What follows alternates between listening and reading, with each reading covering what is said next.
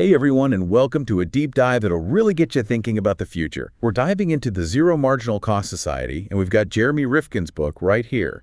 It's all about a future that sounds straight out of Star Trek, but might be closer than we think. What's wild is Rifkin isn't just predicting this future, he's showing how it's already unfolding. Think about it. You've got millions of songs at your fingertips for a few bucks a month, free courses from top universities online, that's zero marginal cost in action.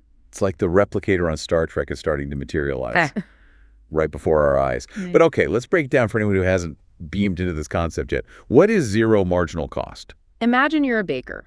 Making one loaf of bread costs you, let's say, $2. For ingredients, labor the whole shebang.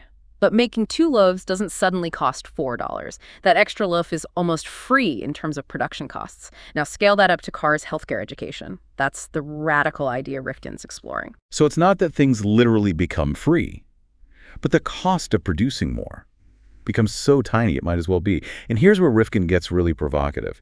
He says capitalism, the system built on driving down costs, is actually pushing us towards this zero marginal cost world, whether it likes it or not. It's like capitalism's ultimate success.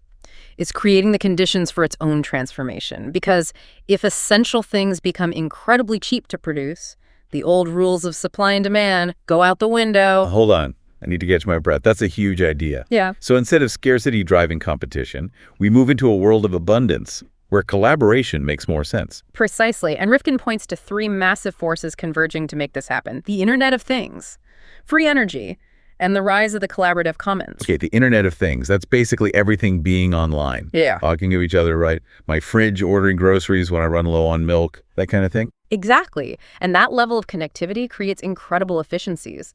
Imagine entire supply chains optimizing themselves in real time. AI managing energy grids down to the individual home. This drives production costs down dramatically. So we're talking about a future where waste is practically eliminated, everything's running at peak efficiency. Now, free energy sounds like something out of a sci-fi movie. But Rifkin's serious about this, right? Not free in the sense of defying physics, but free in the sense of becoming incredibly abundant and low cost. Think solar panels on every roof, wind farms powering entire cities, and even more futuristic stuff like fusion power on the horizon. Rifkin argues these aren't pipe dreams. The tech is advancing rapidly. So my energy bill is about to become a relic of the past. Sign me up.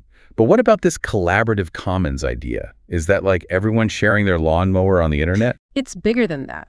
Think Wikipedia. Millions of people contributing knowledge for free, creating a resource more comprehensive than any encyclopedia. Or open source software, where code is shared and improved upon, driving innovation at a pace that traditional companies can't keep up with. So instead of being passive consumers, we become prosumers, creating and sharing value, rather than just buying stuff. I dig that. But how does this shake up the real world, like beyond my Spotify playlist? Get ready for some serious disruption. Rifkin argues we're seeing the firewall between the digital and physical world crumble. The way we produce energy, food, even manufacture goods is being revolutionized by this convergence of technology and collaboration. Okay, I'm strapped in. Take me to the future. Give me some specifics. How would this actually play out in, say, healthcare or manufacturing? Let's start with healthcare. Imagine robotic surgery becoming so precise and automated that the cost plummets. Suddenly, it's not just for the elite, it's accessible to anyone who needs it. So not only do we get Star Trek level healthcare, but it's actually more equitable. Talk about a win-win. And what about manufacturing? Think 3D printing, but on steroids. Imagine being able to print custom designed products, from clothing to medical devices, right at home. This would localize production, eliminate waste from shipping and mass production, and empower individuals to become their own creators. Wow. So instead of giant factories, we've got a distributed network of microfactories in people's homes. But hold on, doesn't this mean massive job losses? That's the big question, right? And Rifkin doesn't shy away from the potential challenges. But he also argues that this transition can be managed in a way that creates new opportunities, especially if we embrace new economic models that prioritize shared prosperity. Intriguing. So it's not just about the cool tech, it's about rethinking our whole system. Tell me more about these alternative models. What did Rifkin propose? Well, he dives deep into a model called PROU2. That stands for Progressive Utilization Theory. It's all about utilizing resources not just for profit, but for the welfare of all beings. Okay, that sounds pretty radical. It's like flipping the script on how we view wealth and resources. Yeah. Tell me more about how this pro-you thing works and how it ties into the zero marginal cost future. Let's dive into that next, because it gets to the heart of what kind of world we want to create with all this abundance. Prout is fascinating because it challenges us to think beyond just accumulating more stuff. It's about ensuring everyone has access to the essentials, food, healthcare, education, and using resources in a way that benefits the whole planet, not just a select few. So instead of competing for a bigger slice of a limited pie, we're baking a bigger pie altogether. I like the way that sounds. But how does Prout actually work in practice? It can't just be wishful thinking, right? It's definitely not just a utopian dream. Prout lays out specific principles for economic and social organization, for example. It emphasizes decentralized, community-based decision-making, so people have more control over how resources are used in their local area. That makes sense. Who knows the needs of a community better than the people who live there? But doesn't that create chaos? Everyone doing their own thing? How do we ensure things run smoothly on a larger scale? That's where the concept of balanced development comes in.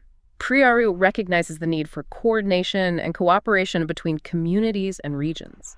Think of it like a network of self-governing communities working together to ensure everyone's needs are met and resources are managed sustainably. So it's like a global network of interconnected villages, each with its own unique character, but collaborating for the greater good. Yeah. That's a pretty cool vision. But how does this tie into the zero marginal cost society we were talking about earlier? That's where it gets really exciting. As the cost of producing essential goods and services plummets, the traditional scarcity-driven economic models start to break down. Prout provides a framework for a more equitable and sustainable way to distribute those abundant resources. So instead of corporations hoarding wealth and resources, we have communities sharing and collaborating to ensure everyone benefits from this technological revolution. It's like we're finally catching up to the potential of our technology. Precisely. And Rifkin argues that this shift isn't just a nice idea. It's a necessity if we want to create a truly just and sustainable future. He highlights the concept of a cosmic inheritance, the idea that the Earth's resources belong to everyone, not just those who can afford to buy them. It's like we're all shareholders in planet Earth, and it's time we started acting like responsible owners. But okay, enough with the big ideas. Let's get back to the tech that makes this all possible. We touched on vertical farming earlier. Can you paint me a picture of what that would look like in a zero marginal cost world? Imagine skyscrapers filled with lush greenery, producing fresh organic food year-round. Regardless of the weather outside, vertical farms would use minimal water and land, powered by renewable energy and managed by AI, making locally grown produce incredibly affordable and accessible to everyone. So no more pesticide-laden strawberries flown in from halfway across the world. I can already taste those fresh, locally grown tomatoes. What about healthcare? How does technology transform that landscape in this abundant future? Think personalized medicine taken to the next level. With advancements in gene editing and AI-powered diagnostics, we could see a future where diseases are prevented before they even manifest, and treatments are tailored to your unique genetic makeup. It's like having a personal health coach, guiding you towards a healthier, longer life. And this wouldn't just be for the wealthy elite, right? Exactly. The beauty of zero marginal cost is that these advancements become available to everyone, creating a more equitable and healthy society. And with AI taking over routine tasks, healthcare professionals can focus on providing compassionate care and addressing the complex human needs that technology can't replace. So doctors become more like healers and guides, rather than just technicians. That sounds pretty amazing. But what about the energy to power all this? We don't want to create an ecological nightmare in the process of building this utopia, right? That's where the shift to renewable energy becomes crucial. We're talking solar panels on every rooftop, wind farms dotting the landscape, and even more futuristic technologies like harnessing the power of ocean waves or geothermal energy. And with AI managing the grid, we can ensure a reliable and sustainable flow of clean energy to power our homes, businesses, and even our transportation systems. So no more reliance on fossil fuels, no more pollution choking our cities. This is starting to sound less like science fiction. Yeah. And more like a future I desperately want to live in. But how do we get from here to there? What are the biggest hurdles we need to overcome to make this zero marginal cost society a reality? That's a great question. And it brings us to some of the challenges and potential pitfalls we need to address to ensure this transition benefits everyone, not just a select few. Okay, so we've got this incredible future on the horizon. Abundance, clean energy, healthcare that feels like something out of Star Trek. But I'm curious, in a world where our basic needs are met, where scarcity isn't the driving force, what happens to us? Do we just sit around and play video games all day? That's the really exciting part. Rifkin argues this is where we see a flourishing of human potential. Imagine a world where people are free to pursue their passions, to create art, to explore new ideas, to connect with their communities in meaningful ways. Work becomes less about survival and more about self-expression and contribution. It's like Maslow's hierarchy of needs, right? Once the basic needs are taken care of, we can finally climb that pyramid and reach for self-actualization. But let's get real. Some people might be thinking, okay, utopia sounds great, but what about the real-world challenges? We've got climate change, political instability, inequality. How does this zero marginal cost society address those issues? It's not a magic bullet, that's for sure. But Rifkin argues that by shifting away from scarcity and competition, we create the conditions for more cooperation and global solidarity. When people's basic needs are met, they're less likely to resort to conflict or exploitation. So instead of fighting over scraps, we're working together to solve these big challenges. It sounds almost too good to be true. But okay, let's say I'm on board with this vision. What can I do to help make it a reality? It can't just be about waiting for the technology to magically fix everything, right? Absolutely not. This transition requires a shift in consciousness, a recognition that we're all interconnected, and that our individual actions have ripple effects. Rifkin talks about the importance of cultivating empathic consciousness, seeing the world through the eyes of others, and acting in ways that benefit the whole. So it's not just about the cool gadgets, it's about becoming more compassionate and connected human beings. I can get behind that. But how do we translate that into concrete action? What can people do in their everyday lives to move us towards this more empathetic, abundant future? Start by looking for opportunities to collaborate and share within your own community. Support local businesses get involved in community gardens. Explore alternative models of ownership like cooperatives. Advocate for policies that promote renewable energy and equitable access to resources. The more we can shift our focus from individual consumption to collective well-being, the faster we can make this vision a reality. So it's about taking action at the grassroots level, building the future we want to see from the ground up. I love that. Okay, one last question. What's the big takeaway you want listeners to walk away with from this deep dive?